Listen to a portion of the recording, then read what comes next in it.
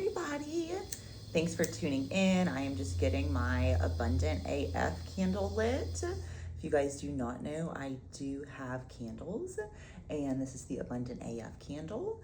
They're normally more of like a green. This one turned out a little more teal, and I am obsessed with them. I have Abundant AF, I have Manifesting Queen, and I have Love Spell, and they all have different intentions.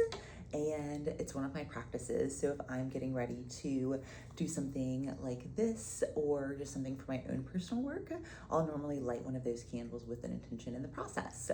So thanks for tuning in to this introduction to tarot class. My name is Madison. If you've never seen me before, I do tarot. I also am a medium. I'm a Reiki master. And right now I'm working on putting a lot of time and energy into my mystery school, which is a ton of different channeled messages and activations, as well as courses. So I teach tarot, I teach Akashic Records, and I teach Reiki. And I'm working on putting all of those into courses that you guys can take anytime, anywhere. Akashic Records is live. Tarot should be live next week. I'll let you guys know, but tentatively 6/2 next Tuesday is when I'm thinking of launching it. Tentatively, because I think that should give me plenty of time. Y'all don't need to know the details. 6/2 tarot course launching. But today we're going to talk about tarot. And so if you have maybe been curious about tarot when you're tuning in, I want to address definitely some maybe fears and myths around tarot. There's been a lot over the years that has maybe demonized tarot in a way where it's been sought after as if maybe the cards are a form of worship. And I personally work under the principle that the cards are a divination tool. A divination tool is anything that can connect you to higher knowledge or guidance or wisdom that maybe you're not able to see yourself because you were in it, or if you maybe know what you need to do, but maybe you want some 3D validation that yes, that's what you should do, right? So I personally started working with the tarot as a divination tool whenever I started channeling for other people. And I would essentially use the cards as a way to kind of like double check myself. Like I would be channeling something from somebody's Akashic record, and I would almost want to double check that information because at this time I had a lot of imposter syndrome. So I was like, if I learn to read cards, then like I can make sure that what I'm channeling matches the cards, right? And so that's kind of how I ended up learning tarot. As I was working in the Akashic records, had a lot of imposter syndrome, wanted that tangible 3D proof, and I still want it, you guys. I'm not gonna lie to you. I still use cards as a part of my practice, and I still very much encourage other people to use it, especially whenever you're going through a lot of situations, navigating a lot of different decisions. It's a great way to show you things that your ego or your pride or whatever might be clouding your judgment a smidge. So let's get into it. Oh my gosh, I can't believe I didn't open with this. You guys, Harvard, yes, Harvard, they just acknowledged tarot as a valid predictive system, meaning that there are some things that they've studied that they've said, maybe we can't explain it, but there's enough validity to this method that we're gonna say, it actually is a valid way of being able to predict things, right? So I thought that was super cool to just hear come through, right? And I think there's a lot of this coming up right now. I live in North Carolina, and so I know Duke University also teaches Reiki. Like, how freaking cool. Okay, let's get into it. How to read. So normally we're gonna look at a couple of different pieces of the card. Okay, so this is me drawing the Tower card, and that's my real reaction because the Tower card, as you guys know, is about change. Even if you don't know tarot, I think the Tower card is the card that's like the most well-known, right? Where people are like, no, I don't want that one. And let me give you another perspective on it. Right now, I am going through my own quantum leap, right? And with that quantum leap, I feel like I have evolved like 6 personas, right? And that's beautiful, but like I'm very quickly seeing that my life needs to be very different in ways that I spend my time and energy than it is right now in order to achieve the goals that I want. So that means I'm gonna have to pull back from some of these things in order to truly be fulfilled, right? To truly be able to put my time and energy where it needs to go. So yeah, the Tower is all about sudden change, and I definitely have some change coming in that I'm aware of, but I don't know the how, right? Like some things that I've been manifesting that I feel like they're really close, but I try not to fixate on the how. Whenever you're manifesting, it's not great to fixate on the how. But whenever the Tower card comes up, a lot of times people think it's terrible. Sometimes, yeah, it can be definitely something that's normally a challenging experience, but it's also normally something that you need to let go of, that you've been holding on to, that the universe is like, you gotta let this one go, okay? So that is definitely like a huge thing coming through whenever we look at just the Tower card as a whole. So whenever we're looking at these cards, what we're looking at is the traditional meaning. So the traditional meaning of the Tower card is going to be chaos, upheaval, dramatic change, that sort of energy. So we know that that's the theme of this card, of the traditional meaning, but we also want to look at the imagery and see how the imagery relates to our current situation. So I've very much been feeling for a little while now, like we're going to be moving soon. I'll be honest, I have no idea where. Like, I have no idea really, like, just, I don't know, right? But we're going to be definitely moving homes. And I saw this, and what message I got around the move is that it's going to happen way sooner than I was thinking. I was thinking I had, maybe 3-4 months to prepare the house before we'd start looking. And I got the message, my guys were like, start preparing now. And I was like, it's not really a good time for me. Which we do so often, right? And we're like, yeah, no, I want this thing, but like I want it on my time. And the guides are like, do you want it or not? Because like some things have to be done at certain times, regardless of whether or not you understand them, right? Okay, so that resonated with me. So I always try to acknowledge something from the imagery that I'll kind of take with me to really allow me to resonate with how this card might impact me a little bit more directly, right? Because change can mean so many different things. We have so many, moving pieces of our lives that could, represent change. But being able to look into the imagery and seeing, ooh, what if this relates to me, definitely helps. The other thing is intuition. So sometimes intuitively I pull a card and I know exactly what it means or what the message is, right? And that intuitive nudge is always one, kind of confirmation that like, yes, this is a message for you, but two, maybe confirmation that you're maybe more intuitive, and sometimes we do know the answers. We're just looking for that 3D validation, and that's totally normal, but maybe acknowledging when we're doing that, right? Okay, so that is kind of a general summary of how I read the cards when I'm going through. Whenever we're looking at the cards, as you guys can see, we have 78 cards. The 78 cards are the major arcana and the minor arcana. So we have 22 major arcana and 56 minor arcana cards. And so the 22 major arcana cards, the Tower would fall into that category. These are going to be major life transitions and shifts that we're going through, right? And as we're going through those major life changes and life shifts, a lot of times we can use the cards as a way to help us navigate what we're going through and also maybe give us an idea of what's to come, right? So major arcana is going to be major themes of our life. So those 22 cards in the major arcana are going to be major transitions, phases, identities.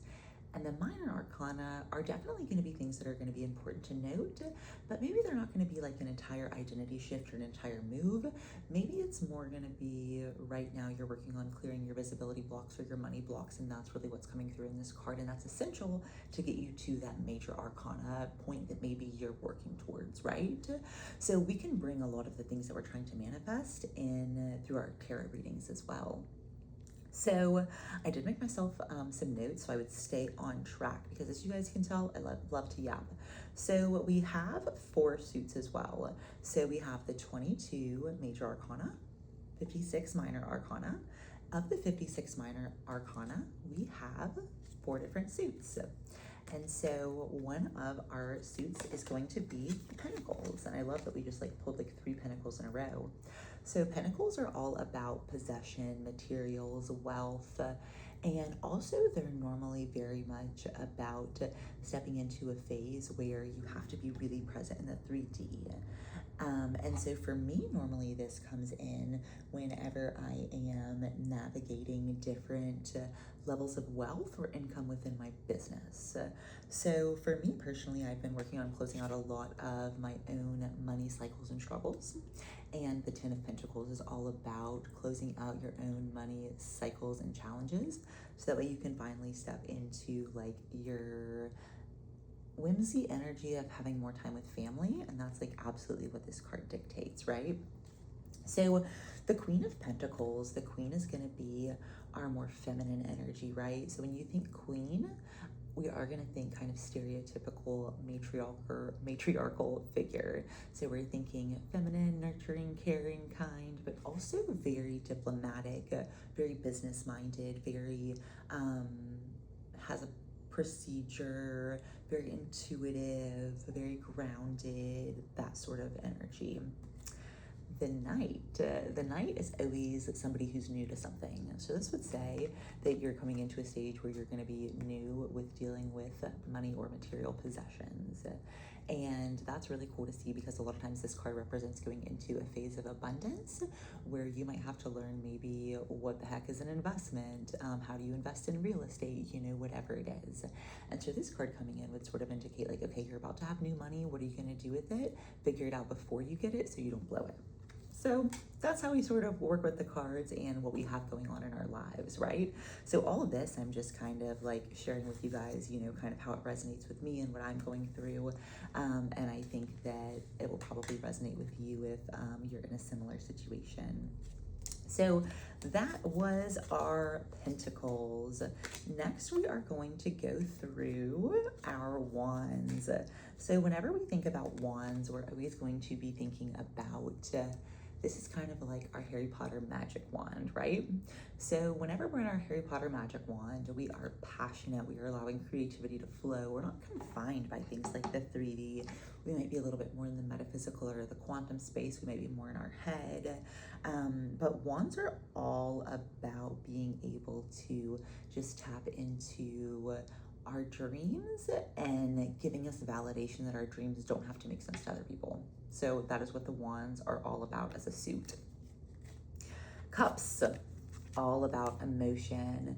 So cups are very much about emotion expression. If you are suppressing emotions, a card like this might come up. If you are using your support system to process and work through your emotions, a card like this might come up. And so all of these cards help us dictate where we're at in different phases we're needing to be at. And I am going to show you guys a spread at the end that puts this all together a little bit more. Our final suit is Swords. Swords is all about power and conflict. So when we think about swords, I do typically think of war.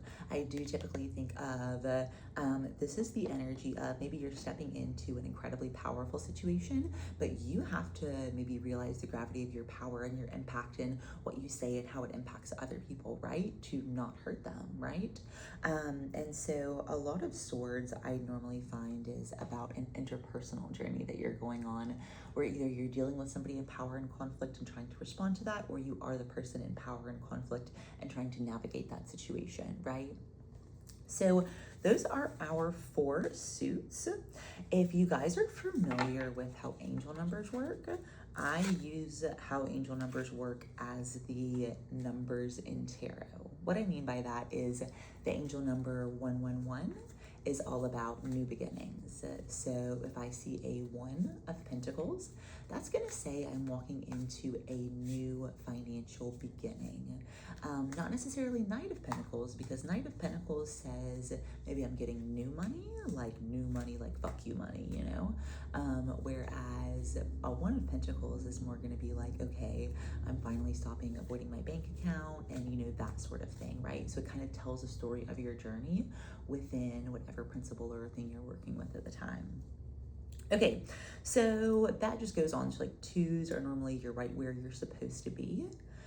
I normally think of 2s being right where you're supposed to be physically. So let's say I'm on the way somewhere and like I don't really want to go, but like I know I need to be there, and I pass like 222. I'm like, okay, yeah, I need to be doing this, whether I want to or not, it doesn't matter. This is where I need to be. and so on and so forth based on the angel numbers. And so whenever you're reading the minors, you are going to take the meaning of the angel number that's associated, and you're going to take the meaning of the suit that's associated and use that to figure out the meaning. One thing I recommend, I actually use these so I could show you guys. These are the beginner's card. I will link a few of these, and the beginner's cards are how I personally learned to read. Here's why. You can see there is the person that we're working with there. We have our initial meaning, but then we also have things like the signs that are associated with it, and we also have things like the ability to use this card as a yes/no card as well. And then you can see there's other things like the maybe time periods that might be associated with this energy. So this is what I would recommend. I will link them in the show notes if you guys want something to start with. I'll link some basically like beginner, intermediate, and more advanced decks. I, as you can see, have like quite a few decks around, so I'll link my faves. Okay, so we're gonna do a 3-card spread on me. That was the final piece I wanted to show you guys in this introductory video. As you can see, there's a lot to tarot. So if you are like, oh, I'm gonna watch this video and I'm gonna know the meanings of all 78 cards, I don't think you can retain all 78 cards in one day. I mean, you could try, but I personally think that, you know, if you want to really learn how to read for yourself and others, it is probably a couple, 3-6 month long commitment kind of minimum, right? Because I definitely think that it takes time for you to learn all of the meanings, then it takes time for you to practice reading for yourself, then it takes time for you to practice reading on others if you choose to do so. So it's definitely not something where like you sit down and watch one video about all 78 cards and like you're good. For me personally, it was this sort of understanding, and then, working on slowly building my knowledge of the cards, then slowly working on spreads for myself, others, so on and so forth, right? So today we are going to do a 3-card spread. The card spread we are going to do today is going to be past, present, and future. This is one of the more common spreads people will do. So a lot of times people will do past, present, future, or they'll do a balance spread. And a balance spread is going to look like, where's my energy currently? Where does my energy need to be? And how do I bridge the gap between the two? So let's do it. What I wanted to ask was, for my 3-card spread, I really wanted to tap into the holistic fair side of my business and really just kind of see what that's going to look like maybe over the next 6 months, 12 months. It's definitely where I put a lot of time and energy right now, but I would like some more guidance on that. Okay, so past is going to be our 6 of Pentacles. Yes. No, I'm sorry, 9 of Pentacles. I was like trying to count them. Our 9 of Pentacles. And so this is saying like prior I knew that there was money in fairs and markets and things like that, as long as I was able to step into my divine feminine energy, right? And I maybe didn't figure out all of the ways to use those as profitable revenue streams to feed into long-term clientele, but I had some kind of basic understanding, right?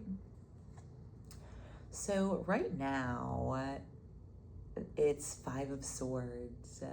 And so 5 of Swords is all about conflict, disagreements, uncertainty. And I haven't necessarily had any conflicts or disagreements, but I definitely have some uncertainty as to some places I feel I'm being called to go and work, and the how, right?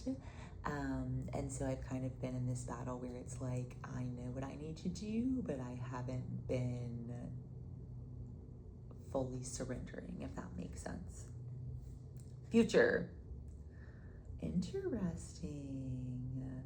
So up next we have the 7 of Swords, which would say that in the future there's going to be some trickery, and it's also very much saying that there is going to be either a regaining or losing of control. And so I definitely intuitively am getting like, I have to decide, right? And so if you look at all these swords and think of each one of these swords as an area or a stream of revenue in my business, my guides are sort of being like, you have too many, you have to decide. So like, can fears be a part? For sure, but what are you gonna leave behind? Because right now I have a lot of different projects going on with which the ADHD in me loves, but the business owner in me is like, pick one fucking thing, finish it, move on to the next thing like a normal person, right? And so this is that energy. Like, you don't have to like not do it, but some things you've got to put on the freaking back burner for right now. Get really good at, you know, a few things, get the tarot, you know, course in a really good spot, and then move to the next thing rather than having 16 things going on at the moment, right? So love that, super, super helpful information. And so that's just an idea of how I do this sort of stuff for myself, right? And obviously this is just kind of me sharing things that I'm thinking about in my life and, you know, all of that. So this one, we're gonna do another business spread. And I immediately got like an audible from my guides, like, no, do a personal one. And so I guess we're gonna do a personal one. So let's do a personal spread, a 3-card spread where I have been putting my energy, where I could better put my energy, and how to bridge the gap. So this is about my personal life. I'm not gonna lie to you guys, I'm sure the reason that the audible like do it on your personal life came in is because I have not been very balanced with my time lately. I'm not gonna lie to you guys. I've been having so many things in the work that I'm so passionate about that like I truly love working and creating and doing what I'm doing, so it doesn't really feel like work, but also that means that maybe I don't have the balance that most people would like to have, right? So where I've been putting too much time and energy, worry, fear, anxiety, how. So a big thing I've been working on is letting go of the how. Like my guides will be like, hey, you know, here's, you know, maybe a little nugget of something that, you know, you're going to be building or doing in the future. And before I can even be excited about that, sometimes my human mind's immediately like, with what fucking money? Because some of the things that, you know, I've kind of been shown in like visions of, you know, things that I'm, you know, doing or creating or a part of in the future are things that maybe to this version of me seem like super crazy and far off. And there is that, well, I want to know how, right? Rather than just being like, okay, yes, I trust that, you know, the journey has a lot more to it than I'm aware of right now, and I don't need to control the how in the narrative, because if I try to, then I'm going to worry, I'm going to end up a little bit anxious, right? So where I've been spending my energy. Oh, this is also about personal too, which makes a lot of sense because this one specifically is about nightmares. And I have been having a lot of trauma nightmares. And these are definitely more personal trauma nightmares where it's almost like I'm being put back in situations with people from my past that I've already cleared. And it's almost like I'm being tempted to go back to the same lifestyles with those people. So that's interesting that it kind of ties in personally and professionally for me, but definitely the nightmares. I've been definitely a little bit like thinking like, okay, well, when the nightmares stop, then I'll be like fully cleared or fully whatever through like whatever's being released in my dreams. And so I think I associate something with that, if that makes sense. So anyways, thanks for coming to therapy. Thanks for being my therapist. Okay, where I need to spend my time and energy. Page of Cups. The Page of Cups is all about creativity, inspiration, building things from the ground up, building the life that you want to have, diving into your purpose, rather than worrying about the how. Just build it and they will come, right? How are we going to bridge the gap? Through the King of Wands. So King of Wands is a big picture thinker right now. I have not been focusing very much energy on big picture. I'm not gonna lie to you.